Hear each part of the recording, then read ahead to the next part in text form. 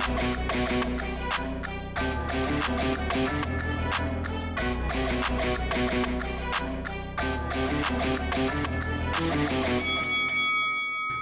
just finished a lovely 4-mile run along the promenade, got a great sweat on.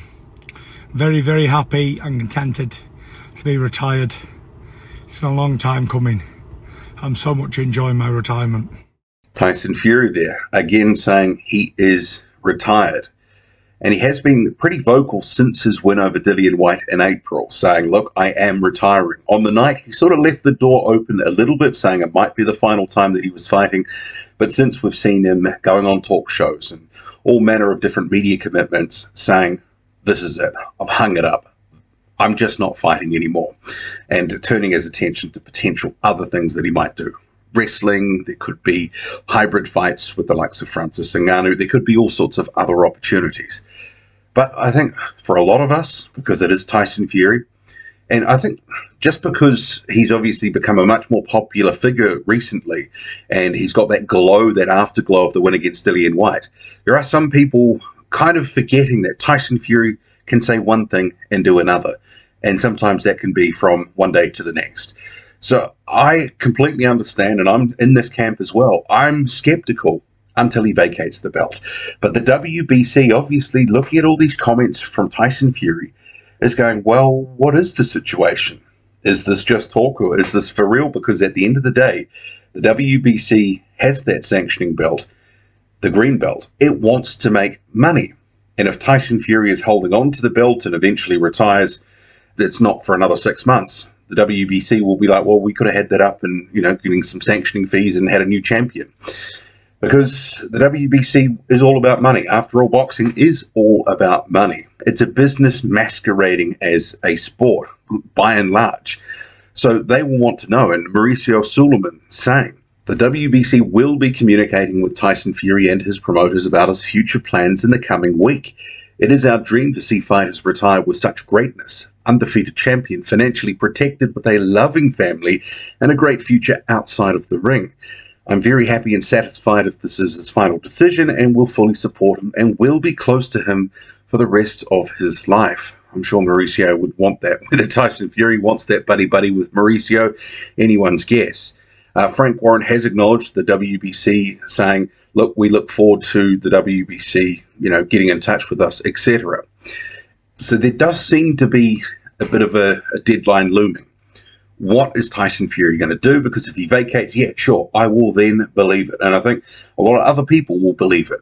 Because the reality is, if he gives up the belt and then looks to come back later, say if Anthony Joshua beats Alexander Usyk, he wouldn't have the belt to then become undisputed.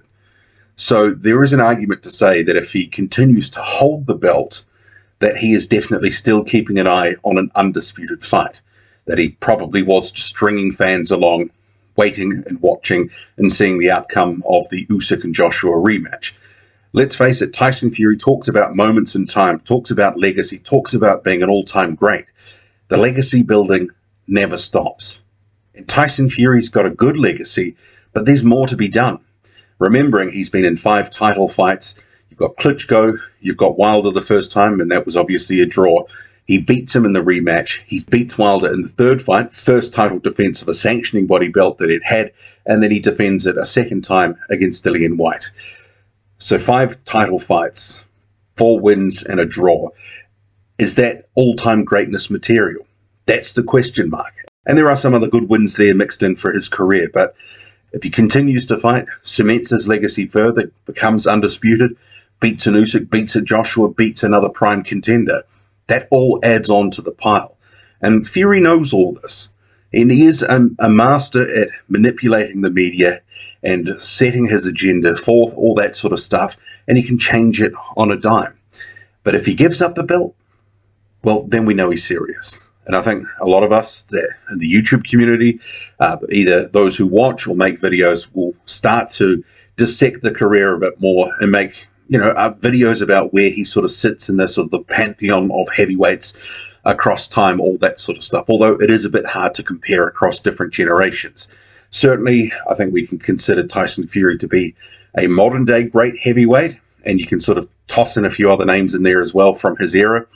But in terms of giving up the belt, WBC, it's going to become a point in the next week or two where he's going to have to tell them something. And this is what they're wanting to know. I mean, it could end up being a situation where he asks for more time, where he sort of stalls for time, and maybe he'll get what he wants. Maybe he, says to the WBC, just let me, hang on to this for the next few months because I am retired, but I'm maybe not all the way retired. And some of his comments, especially immediately after the fight, suggested that it wasn't all the way in terms of the door being closed on fighting again.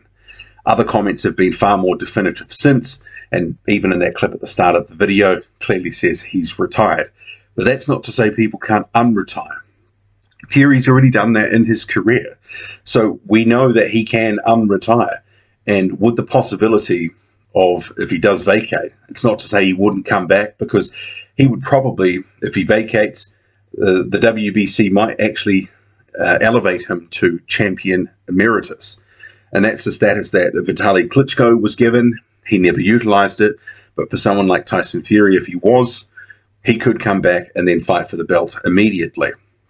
But that would sort of defeat the purpose of a potential undisputed showdown if he gives up the belt, because then it would be a two-fight slate to get there, that sort of thing. He'd have to fight the current WBC champion, whoever that would be. I mean, who knows? That could end up being Deontay Wilder again if there's a vacant belt around. He is currently ranked #1 in the WBC. So interesting times with what's going to happen, because he's going to have to make a proper decision about the belt proper. What is going to happen? But in terms of someone else who is seemingly trying to position themselves, I mean, you've had Otto Wallein's promoter, Dimitry Selita, saying Otto Wallin, he is definitely ready to face Deontay Wilder if there is a vacant belt. And that does, with his recent announcement about 3 days ago that he is returning to the ring in May, it is going to be a situation, I think, part of that fight is just a tune-up against Rydell Booker, clearly designed to elevate him higher in the WBC rankings. And I spoke about that in the video the other day, that was a possibility. That could be an outcome that he was looking to do. Currently number 11, he will want to get himself inside the top 10, because then, as per the WBC rules, he's inside that top 10. He could be an option.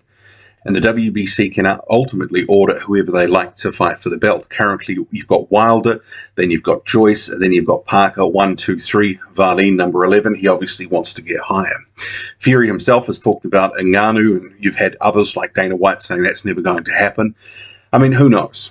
If Ngannou is off contract, all that sort of stuff, they could organize something. And if it is sans Dana White, he's not involved at all, not taking a cut, probably all the more likely to get made at some point. Maybe not this year, maybe next year, something like that. But we will see. But the next week could be crucial. But what won't surprise me if we actually hear the WBC is granting Tyson Fury more time to make a decision. And if that happens, you've got to read between the lines and say he's probably holding on to the belt for a period of time to wait and see how the rest of the division shakes down. Because he will want to pounce if he can, especially if Anthony Joshua is going to be a guy that he could fight for undisputed for huge amounts of money. Fury is also driven by money as well. That's been very clear in recent times as well.